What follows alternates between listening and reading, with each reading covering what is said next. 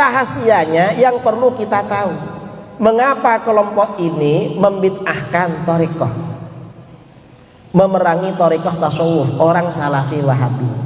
Ini sebenarnya agenda barat, agenda orang-orang kafir dari barat. Agendanya bagaimana?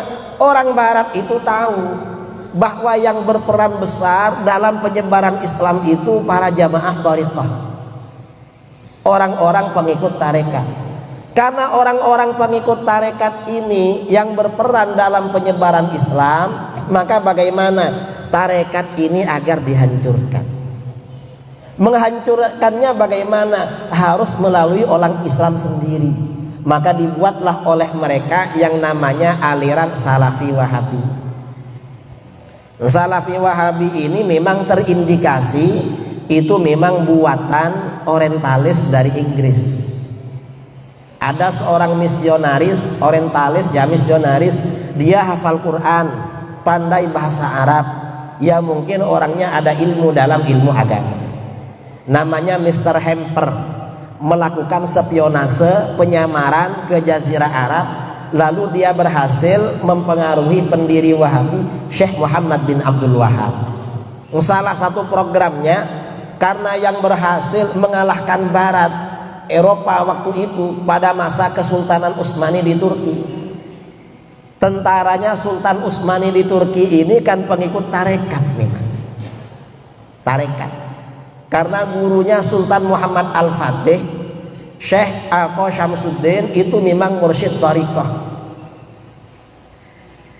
Akhirnya tentaranya pengikut tarekat untuk perang kemana-mana. Akhirnya apa? Islam ini dihancurkan melalui tarekat tasawuf. Caranya bagaimana? Ya dibid'ahkan memang. Dibid'ahkan tasawuf.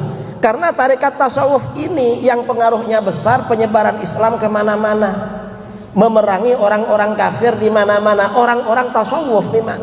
Makanya dihancurkan. Ya dibilanglah tasawuf ini katanya ajaran dari luar Islam. Gak betul itu. Tasawuf ini murni ajaran Islam, bukan dari luar Islam. Kalau bilang tasawuf dari luar ajaran Islam, gak betul. Kita yang ada di pondok-pondok ya, yang ada di Dayah, kalau di Aceh, kalau di Medan, di Sumbar, di Riau, mungkin ada di pondok. Coba baca kitab tasawuf Ihya Ulumuddin. Imam Ghazali itu setiap menjelaskan poin-poin dalam ajaran tasawuf untuk membersihkan hati, selalu yang disampaikan qala Allah Ta'ala, qala Rasulullah sallallahu alaihi wasallam, qala ulama salaf, qala Abu Bakar, qala Umar, qala Utsman, qala Ali, qala Abu Dzar.